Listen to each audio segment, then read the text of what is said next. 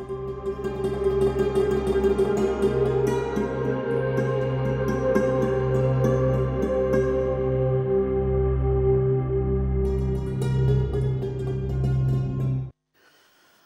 আলাইকুম ওয়া রাহমাতুল্লাহি ওয়া বারাকাতুহু। বিসমিল্লাহ আলহামদুলিল্লাহ ওয়াসসালাতু ওয়াসসালামু আলা রাসূলিল্লাহ ওয়া আলা আলিহি ওয়া আসহাবিহি আজমাইন, আম্মা বাদ। প্রিয় দর্শক শ্রোতা, আপনাদের প্রত্যেককে স্বাগত জানাচ্ছি দেশ টিভির নিয়মিত আয়োজন ইসলামী জীবন ও জিজ্ঞাসার আজকের পর্বে। আপনাদের সঙ্গে আব্দুল কাহার রয়েছি। আজ আমরা আলোচনা করতে চাই, আলোচনায় নিয়ে আসতে চাই জান্নাত থেকে বঞ্চিত কারা হবেন, কোন কোন কাজের কারণে মানুষরা জান্নাতে যেতে পারবে না, সেই আমলগুলো কী কী, সেই কাজগুলো কী কী, এগুলো যদি আমরা চিহ্নিত করতে না পারি তাহলে হতে পারে আমরা সেই লক্ষ্যে পৌঁছতে পারবো না। সেই কারণে আমাদের জানা দরকার আসলে কোন কোন কাজগুলো থেকে আমাদেরকে দূরে থাকতে হবে। আর এই বিষয়ে কথা বলবার জন্য আমাদের মাঝে আমন্ত্রিত হয়েছেন মিরপুর মাদ্রাসা দারুস সুন্নাহ সম্মানিত মুহাদ্দিস শেখ তানজিল আহমদ। আসসালামু আলাইকুম। ওয়ালাইকুম আসসালাম ওয়া রাহমাতুল্লাহি ওয়া বারাকাতুহু। শেখ, কেমন আছেন আপনি? আলহামদুলিল্লাহ, আল্লাহ ভালো রেখেছেন। আপনারা ভালো আছেন? জি, আহলান সাহলান। আপনাকে মোবারকবাদ জানাচ্ছি আমাদের পর্বে। আপনার মাধ্যমে আমরা এই বিষয়ে গভীর আলোচনা শুনবো ইনশাআল্লাহ তাআলা। ইনশাআল্লাহ। বারাকাল্লাহু ফিকুম। প্রিয় দর্শক, আপনিও চাইলে আমাদের সাথে যুক্ত হতে পারবেন। দেশ টিভি ইসলামিক শো ফেসবুক পেজের কমেন্ট বক্সে গিয়ে বাংলায় সংক্ষেপে মূল কথাগুলি লিখলে আমরা আপনার প্রশ্নের জবাবগুলো জানবার চেষ্টা করবো ইনশাআল্লাহ তাআলা। শেখ, যেমনটি বলছিলাম যে জান্নাত থেকে বঞ্চিত হবেন যারা, আল্লাহ রাব্বুল আলামিন কোরআনুল কারীম সূরা দাহারে বলে দিয়েছেন যে আল্লাহ তাআলা মানুষকে জান্নাত এবং জাহান্নামের পথ দেখিয়েছেন, অর্থাৎ দুইটা পথকে তিনি কল্যাণকার পথ এবং অকল্যাণের পথগুলো তিনি তার বিবেকের উপরে চিহ্নিত করে দিয়েছেন। কিন্তু আসলে একদম মানুষ অনেক সময় আল্লাহর উপরে একটা দায় এমনভাবে দেয় যে আমি কাজটা করছি না, আল্লাহ আমাকে দিয়ে করাচ্ছে না, বা আমি জান্নাত যাব নাকি জাহান্নাম সেটা তার ব্যাপার, আমি আমার মতো কাজ করে যাচ্ছি। আসলে দুনিয়ায় কোন কোন কাজগুলো করলে পরে সে জান্নাত থেকে বঞ্চিত হবে, আপনি যদি আপনি আমাদেরকে জানান। আলহামদুলিল্লাহ, ওয়াসসালাতু ওয়াসসালামু আলা রাসূলিল্লাহ, আম্মা বা'দ। খুব চমৎকার একটি বিষয়, জান্নাত থেকে কারা বঞ্চিত হবেন। আল্লাহ তাআলা কোরআনে বলছেন, ফামান যুহজিহা আনিন নারি ওয়া উদখিলাল জান্নাহ ফাকাদ ফাযা ফাওজান আযীমা। যাকে জাহান্নাম থেকে দূরে সরানো হলো এবং জান্নাতে প্রবেশ করানো হলো, সেই মূলত সফলতা অর্জন করলো। আমাদের সকলের, প্রত্যেকটি মুমিনের চিরস্বপ্নের জায়গা হলো, আমাদের অনাবিল শান্তির জায়গা হলো জান্নাত। আমরা সেই জান্নাতে যেতে চাই, জাহান্নাম থেকে দূরে সরতে চাই। আপনি যেমনটি বলছিলেন যে অনেকেই আমরা আমার আল্লাহর উপরে দোষ দিতে চাই যে আল্লাহ আমাকে করাচ্ছেন খারাপ কাজ, আমি তাই করছি। এই তাকদিরের এই বিষয়টি অত্যন্ত জটিল। আমি খুব সহজেই একটা ঘটনার মাধ্যমে আমি একটু বুঝিয়ে দিতে চাই। সেটি হলো, একই কাহিনী ওমর রাদিয়াল্লাহু তাআলা আনহুর যুগে ঘটেছিল। একদিন এক চোর চুরি করে তার দরবারে নিয়ে আসা হলো, হযরত ওমরের দরবারে। তিনি বললেন, তুমি চুরি করছো কেন? চোরটি বলল যে আল্লাহ আমাকে করিয়েছেন। হযরত ওমর তিনি বললেন, ঠিক আছে, তাহলে আমিও হাত কাটবো তোমার, আল্লাহ আমাকে দিয়ে হাত কাটাবে, আমাকে দিয়ে তোমার হাত কাটাচ্ছেন, কাজে তোমার এখানে ইউ হ্যাভ নো সে, তোমার কোনো এখানে কথা বলার কিছু নাই। তো তাকদিরের মাসআলাটা আসলে যেটাই হোক, আমরা এখন যারা জান্নাত যেতে চাই, আল্লাহ তাআলা মানুষকে স্বাধীনতা দিয়েছেন। আশরাফুল মাখলুকাত বলেই আমরা স্বাধীনতা পেয়েছি। গরু ছাগলের কোনো স্বাধীনতা নেই, কারণ তারা আশরাফুল মাখলুকাত নয়। আমরা সৃষ্টির সেরা এ কারণেই যে আল্লাহ তাআলা আমাদেরকে স্বাধীনতা দিয়েছেন, আমাদেরকে ভালো মন্দ বাছাই করার সুযোগ করে দিয়েছেন। ইন্না হাদাইনাহুস সাবিলা ইম্মা শাকিরা ওয়া ইম্মা কাফুরা, যেমনটি আপনি বলছিলেন।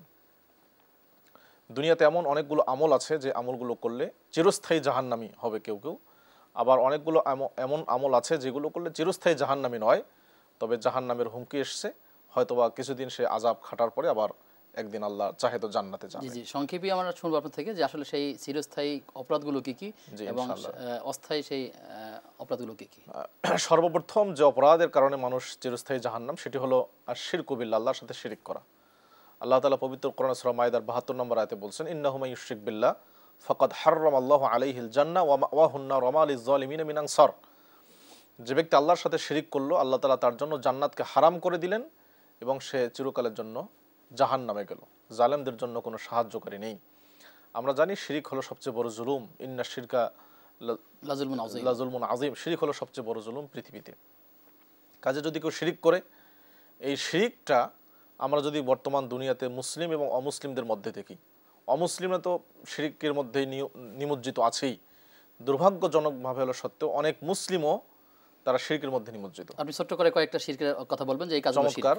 আমি যখন বলতে পারি যে আমাদের দেশে বা আমাদের পরিবেশে আমরা দেখতে পাই যারা মাজারে সেজদা করতেছে নিয়মিত এবং মাজারের কাছে চাচ্ছে, মানুষ মানুষকে সেজদা করতেছে, মাজারের নিকটে গিয়ে চাচ্ছে, দোয়া করতেছে, মান্নত করতেছে এবং পীর সাহেবের নামে বা অলি গাউস কুতুবের নামে জবাই করতেছে, এই সবগুলো হলো ইবাদত। দোয়া একটি ইবাদত, প্রার্থনা করা একটি ইবাদত, সেজদা একটি ইবাদত। এই ইবাদতগুলো আল্লাহর নামে না করে অন্য কারো নামে করা, এটি স্পষ্ট শিরক, শিরক আকবার, যা মানুষকে ইসলাম থেকে বের করে। মানে এক কথায় যেই ক্ষমতা আল্লাহ তাআলার কাছে, সেই ক্ষমতার ভাগ যদি কাউকে দিয়ে দেওয়া হয় তাহলে সেটাই শিরকের অন্তর্ভুক্ত। অবশ্যই। এবং এক্ষেত্রে আকীদা বিশ্বাসের ক্ষেত্র, যদি আল্লাহ তাআলা তিনি সার্বভৌম ক্ষমতার একমাত্র অধিকারী, যদি কেউ আমরা এই ক্ষমতার মালিক অন্য কাউকে মনে করি, অথবা আল্লাহ তাআলার এই গোটা সৃষ্টিজীব পরিচালনার ক্ষেত্রে কোনো অংশীদার মনে করি, তাহলেও সেটি শিরক হবে, আল্লাহর সাথে স্পষ্ট শিরক, বড় শিরক, যা মানুষকে জান্নাত থেকে বের করে জাহান্নামে নিয়ে যাবে। এটি হলো প্রথম। জি, দ্বিতীয়টি যদি দ্বিতীয়, আত্মহত্যাকারী। আত্মহত্যাকারীর ব্যাপারে নবী সাল্লাল্লাহু আলাইহি ওয়াসাল্লাম স্পষ্ট হাদিসে বলছেন যে পূর্ব যুগের একজন বনু ইসরাইলের কোনো এক ব্যক্তি, তার একটি আঘাত ছিল, আঘাতটি ছিল খুব জটিল। আঘাতের ব্যথা সহ্য করতে না পেরে সে চাকু দিয়ে নিজেকে হত্যা করে ফেলল। আল্লাহ তাআলা বললেন, বাদারানি আবদি বিনাফসিহি, আমার বান্দা, আমি তাকে যে হায়াত দিয়েছিলাম, এই হায়াতের পূর্বেই সে নিজেই নিজের জীবনকে শেষ করে ফেলল। হাররামতু আলাইহিল জান্নাহ, আমি তার জন্য জান্নাতকে হারাম করে দিলাম। এবং সহিহ বুখারী মুসলিমের হাদিসে এসেছে, যদি কোনো ব্যক্তি আত্মহত্যা করে ছুরি দিয়ে, জাহান্নামে সে এভাবেই শাস্তি পেতে থাকবে। যদি কেউ বিষ পান করে আত্মহত্যা করে নিজেকে, তাহলে জাহান্নামে গিয়ে বিষ পান করবে। যদি কেউ উপর থেকে পড়ে গিয়ে ছাদ থেকে লাফ দিয়ে আত্মহত্যা করে, স্থায়ী জাহান্নামী নাকি আসলে যদি কেউ আত্মহত্যা যদি কেউ হালাল মনে করে, আত্মহত্যাকে হালাল মনে করে, যেমনটি বর্তমান সময়ে বিশ্বের বিভিন্ন উন্নত দেশে এটাকে সাংবিধানিক অধিকার দেওয়া হচ্ছে, এবং একটি ছোট্ট গ্রুপ তারা এটা প্রচার করতে চাচ্ছে যে আত্মহত্যা আপনি আপনার একটা লাইফ, আপনার ইচ্ছা, আপনার স্বাধীনতা, আপনার ফ্রিডম আছে, আপনি রাখতে পারেন অথবা আপনি আত্মহত্যা করতে পারেন। এটাকে আর্ট মনে করে, মৃত্যুর একটি পদ্ধতিকে তারা শিল্প মনে করে আত্মহত্যা করছে। আমরা দেখতে পেয়েছি যে গত বছর অথবা তার আগের বছর সম্ভবত জগন্নাথ ইউনিভার্সিটির একজন ছাত্র, সেও এটাকে আর্ট মনে করে আত্মহত্যা করছে। তার কোনো সমস্যা নেই, কোনো টেনশন নেই, কোনো ডিপ্রেশন নেই, যদি জানে যে এটা অপরাধ, কিন্তু সে আসলে মনে করছে কন্ট্রোল করতে পারছে না, কিন্তু সে আল্লাহর উপরে আস্থা বিশ্বাস রেখে লা ইলাহা ইল্লাল্লাহ মুহাম্মাদুর রাসূলুল্লাহ কালিমা পড়তে পড়তে আত্মহত্যা করেছিল। আস্থার উপর এটা একটি কবিরা গুনাহ। যদি কেউ বিশ্বাস করে আত্মহত্যা মহাপাপ, তারপরেও সে জীবনের যন্ত্রণা সহ্য করতে না পেরে এমনটি করে, যেমনটি একজন সাহাবীর ক্ষেত্রে এটি ঘটেছিল। যুদ্ধের ময়দানে, জিহাদের ময়দানে নবী সাল্লাল্লাহু আলাইহি ওয়াসাল্লাম ওই ব্যক্তির ব্যাপারে বলেছিলেন সেই লোকটি জাহান্নামী। সাহাবায়ে কেরাম অবাক হয়ে গেল, সে জিহাদ করলো আমাদের সাথে, সে জাহান্নামী হয় কেমনে? দেখা গেল সে আঘাত পেয়েছে গুরুতর, সহ্য করতে না পেরে সে নিজেকেই হত্যা করে ফেলছে, নিজের হাতের চাকু দিয়ে নিজেকে শেষ করে ফেলছে। এজন্য নবী সাল্লাল্লাহু আলাইহি ওয়াসাল্লাম তাকে জাহান্নামী বলছেন। তবে এক্ষেত্রে মাসআলা হলো এটি, যদি কেউ এটাকে হারাম মনে করে, মহাপাপ মনে করে, কিন্তু সহ্য করতে না পেরে নিজেকে শেষ করে ফেলে, তাহলে সে চিরস্থায়ী জাহান্নামী নয়। এটি হলো আহলুস সুন্নাহ ওয়াল জামাতের আকীদা। জি, আমরা যদি বলি যে স্থায়ী হারাম যেগুলো জাহান্নামী, তার মধ্যে একটা হচ্ছে কুফর করা। কুফরি আল্লাহকে অস্বীকার করা, আল্লাহর শরীয়তকে অস্বীকার করা, দ্বীন ইসলামের কোনো বিধানকে, স্পষ্ট বিধানকে জানার পরে যদি কেউ অস্বীকার করে, সেটি কুফরি। যেমন সালাত একটি ইসলামের সর্বসম্মতক্রমে একটি বিধান, 5 ওয়াক্ত সালাত, যদি কেউ এটাকে অস্বীকার করে, শুধু অস্বীকার না, যদি কেউ এটাকে ঠাট্টা বিদ্রুপও করে, এটিও কুফরি। এমনিভাবে দিনের যে কোনো বিষয়কে নিয়ে, আল্লাহকে নিয়ে, রাসূলকে নিয়ে, দিনের যে কোনো বিষয়কে নিয়ে যদি কেউ ঠাট্টা বিদ্রুপ করে, আল ইস্তেহজা বিদ্দিন, এটিও কুফরি। যেমনটি আল্লাহ তাআলা কোরআনে বলছেন, কুল আবিল্লাহি ওয়া আয়াতিহি ওয়া রাসূলিহি কুনতুম তাস্তাহজিউন লা তা'তাযিরু ক্বাদ কাফারতুম বা'দা ঈমানিকুম। আল্লাহকে নিয়ে, আল্লাহর আয়াতকে নিয়ে, রাসূলকে নিয়ে তোমরা ঠাট্টা করছো, জেনে রেখো তোমরা ঈমানদার হওয়ার পরে আবার কাফের হয়ে গেছো। তাহলে আমাদের এই সমস্যাটিও দেখা যায় যে অনেক মুসলিম, নামধারী মুসলিম, তারা জেনে শুনে আল্লাহর স্পষ্ট বিধানকে নিয়ে তারা ঠাট্টা বিদ্রুপ করে, এটিও তাকে ইসলাম থেকে বের করে দিবে। নিফাক বা মুনাফিকি, যে কপটতা, ধোঁকাবাজি, ভণ্ডামি, এটি করলে কি সে স্থায়ীভাবে জাহান্নামী হবে কিনা? হ্যাঁ, চমৎকার। নিফাক দুই প্রকার, নিফাক ইতিকাদি, নিফাক আমালি। ইতিকাদি বিশ্বাসগত মুনাফিকি, আরেকটি হলো কর্মগত মুনাফিকি। যদি কেউ বিশ্বাসগতভাবে মুনাফিক হয়, বিশ্বাসগত মুনাফিক যেমন সে উপরে উপরে ইসলাম পালন করে, কিন্তু ভেতরে ভেতরে ইসলামের বিরুদ্ধে সে শত্রুতা পোষণ করে। সালাত পড়ে, নামাজ পড়তেছে, কিন্তু নামাজের প্রতি তার মূলত বিশ্বাস নেই, হয়তো লোক দেখানোর জন্য নামাজ পড়তেছে, কিন্তু মূলত সে নামাজের বিরুদ্ধে অবস্থানকারী। যদি কেউ মনে করে যে আল্লাহ তাআলা যে বিধান দিয়েছেন, এর চেয়ে আমরা যে বিধান প্রণয়ন করি সেটাই বেশি উত্তম, অথবা দুইটাই সমান, আল্লাহরটা সেকেলে, সেও বিশ্বাসগত কারণে মুনাফিক। বিশ্বাসগত মুনাফিক যদি কেউ হয়, তারপর আল্লাহ তাআলা স্পষ্ট বলছেন, ইন্নাল মুনাফিকিনা ফিদ দারকিল আসফালি মিনান নার। এই সকল মুনাফিকরা তারা একদম জাহান্নামের সবচেয়ে নিচু স্থানে থাকবে, চিরকাল থাকবে যদি যদি কোনো বিশ্বাসগত মুসলিম নাম মুনাফিক সে হয়। বলে আমি মুসলিম, কিন্তু আবার বলছে যে বাচ্চাদেরকে শেখানো হয় অতে ওযু করো, মসজিদে চলো, এগুলো শেখানো যাবে না, এরকম বিদ্বেষ পোষণকারী কথা বলে যে তারা টকশোতে কথা বলে, জি, তারা কোন স্তরে এই যে কর্মগত মুনাফিকের মধ্যে তারা পড়ে কিনা আসলে? তা বিশ্বাসগত মুনাফিক, কারণ তিনি বিশ্বাস করছেন যে ওয়াতে উজু, শরিয়াতে আজান, এগুলো রাখা বাচ্চাদেরকে শেখানো যাবে না, বাচ্চাদের শেখানো যাবে না। অসাম্প্রদায়িক হতে হবে আর কি, জি এরকম জি কিছু জি, কথা বলে। এগুলো স্পষ্ট কুফরি, একদম কুফরি বাওয়াহ, স্পষ্ট কুফরি। এই সম্পর্কে আলেমদের কোনো মতভেদ নাই, এগুলো স্পষ্ট কুফরি। আরেকটি একই সাথে বিষয় কুফরি হলো এবং নেফাকি দুটি জি, কুফরি এবং নেফাক দুটাই। আরেকটি হলো যে কর্মগত নেফাকি, কর্মগত নেফাকির ব্যাপারে নবী সাল্লাল্লাহু আলাইহি ওয়াসাল্লাম বলছেন আয়াতুল মুনাফিকি সালাসুন, মুনাফিকের আলামত তিনটি, যা হাদ্দাসা কাযাবা, কথা বললে মিথ্যা বলবে, ওয়াইদা ওয়াদা আখলাফা, ওয়াদা করলে খেলাফ করে, ওয়াইদা তুমিনা খানা, আমানত রাখলে সে খেয়ানত করবে। এগুলো হলো কর্মগত মুনাফিকি। এগুলো করলে সে মানে চিরকালের জন্য জাহান্নাম যাবে না, কিন্তু এগুলো কবিরা গুনাহ, শাস্তির যোগ্য অপরাধ। আল্লাহ তাআলা বিশ্বাসগতভাবে যদি সে নেফাকি করে তাহলে সে জাহান্নামে জি, হবে। বিশ্বাসগত মুনাফিক হলে সে অবশ্যই জাহান্নামে যাবে। জি, আপনার থেকে আরো কিছু কথা শুনবো, কারা স্থায়ীভাবে জাহান্নামী হবে কিংবা কারা স্থায়ী জান্নাত থেকে বঞ্চিত হবে এবং অস্থায়ীভাবে কারা বঞ্চিত হবে, সে বিষয়গুলো জানবো বিরতির পর ইনশাআল্লাহ তাআলা। প্রিয় দর্শক, আপনারা দেখছিলেন ইসলামী জীবন ও জিজ্ঞাসা। সময় হচ্ছে একটা বিরতির, ফিরছে কিছুক্ষণ পর, সাথে থাকুন।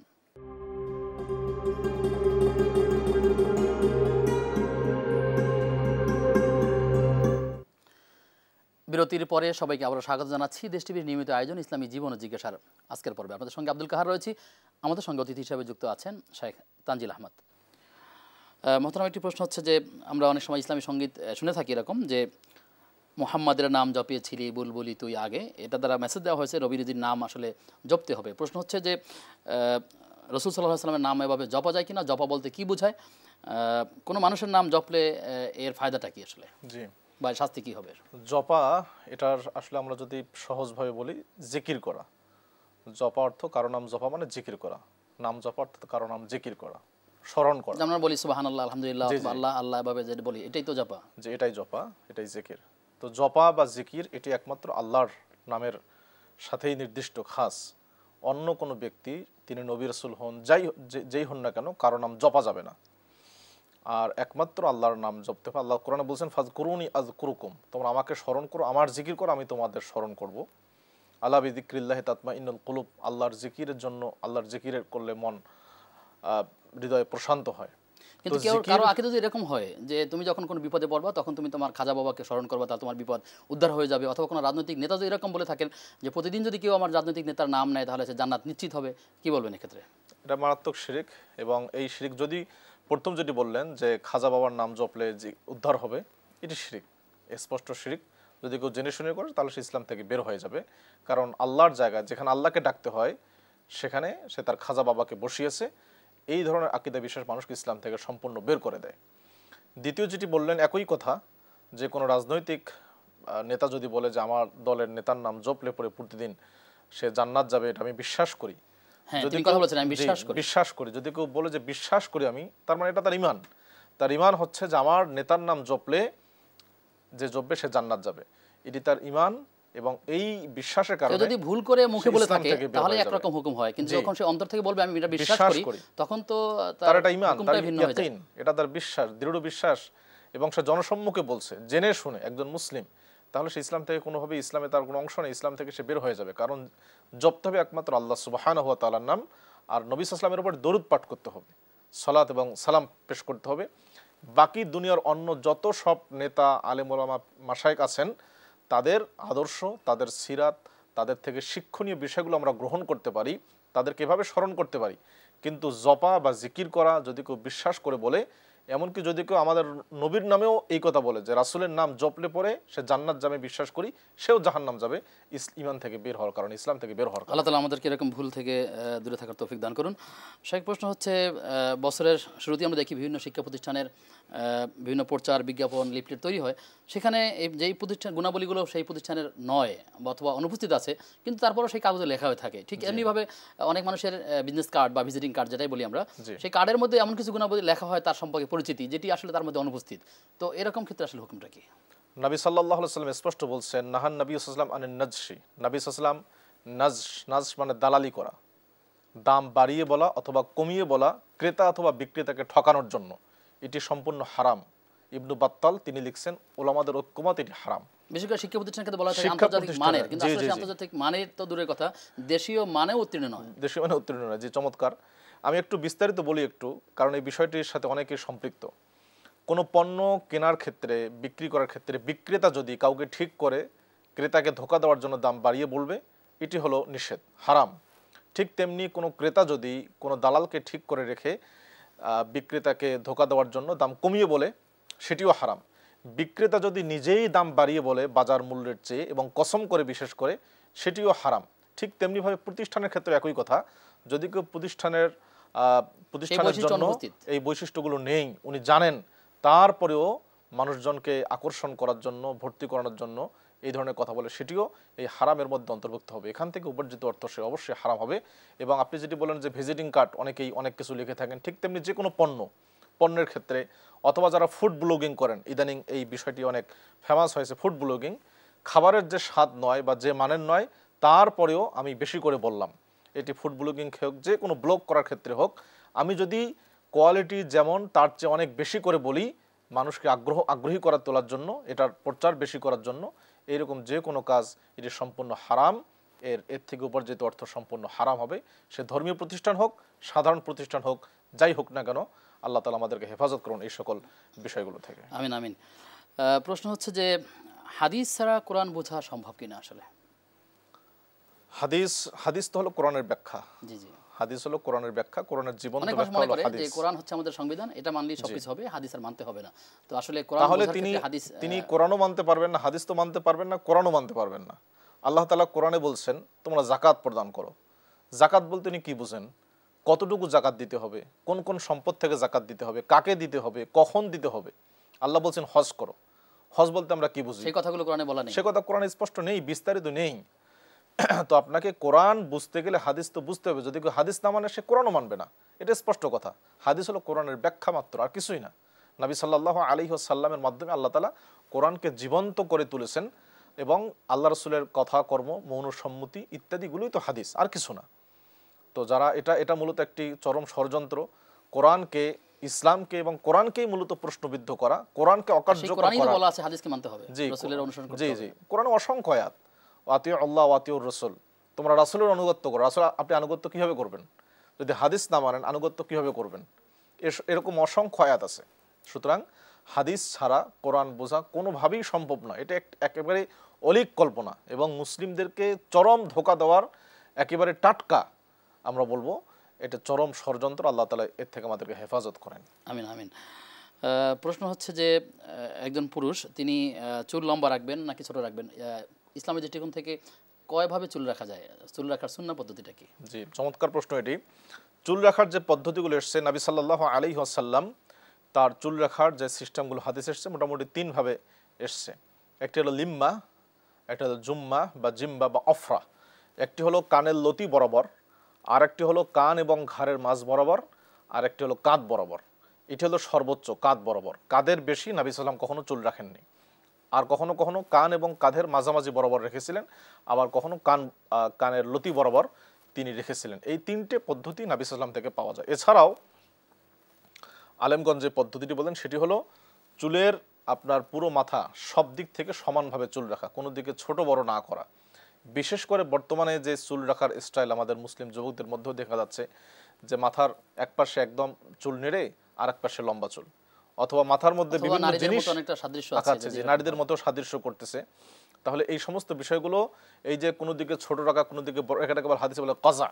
নাহান নবী সাল্লাল্লাহু আনিল কাজা, রাসূল নবী সাল্লাম কাজা এরকম চুল রাখা থেকে নিষেধ করছেন, এরকম চুল রাখা যাবে না।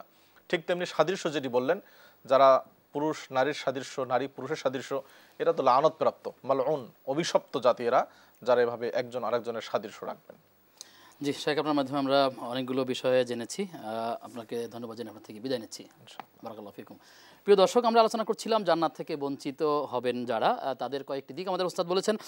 স্থায়ীভাবে যারা হারাম বঞ্চিত হবেন যে অপরাধগুলো করলে, তার একটা হচ্ছে শিরক, তারপরে কুফর, মুনাফিকি এবং মুরতাদ। আর অস্থায়ীভাবে যে বিষয়গুলো রয়েছে, সেগুলো আমরা খুব সংক্ষেপে জেনে নিতে পারি এভাবে যে আত্মহত্যা করা, অন্যায়ভাবে কাউকে হত্যা করা, কোনো মানুষ জিম্মিকে হত্যা করা অথবা জেলখানায় মানুষকে হত্যা করা, হারাম খাদ্য গ্রহণ করা, তারপরে সুদ খাওয়া, মাদক গ্রহণ করা, অবৈধ সম্পদ গ্রহণ করা, সম্পদ আত্মসাৎ করা, খেয়ানত করা, কিংবা ঋণ পরিশোধ না করা, মানুষের হক নষ্ট করা, ব্যভিচারের মতো একটা অপরাধের সাথে জড়িত হওয়া, মিথ্যা বলা, অহংকার করা, তারপরে পিতামাতা মাতার অবদ্ধ হওয়া, আত্মীয় স্বজনের হক আদায় না করা, প্রতিবেশীকে কষ্ট দেওয়া, এরকম আরও অনেকগুলো বিষয় রয়েছে যেই বিষয়গুলো, যেই অপরাধগুলো করলে পরে সে জান্নাত থেকে অস্থায়ীভাবে বঞ্চিত হবে। আল্লাহ তাআলার কাছে আমরা দোয়া করি আল্লাহ তাআলা স্থায়ী এবং অস্থায়ী যে গুণগুলোর কথা আমরা জানতে পারলাম, আল্লাহ যেন এরকম অপরাধ থেকে আমাদেরকে দূরে থাকার তৌফিক দান করুন। আগামী অনুষ্ঠান দেখবার আমন্ত্রণ জানিয়ে আজকের মধ্যে এখানে বিদায় নিচ্ছি। আসসালামু আলাইকুম ওয়া রাহমাতুল্লাহি ওয়া বারাকাতুহু।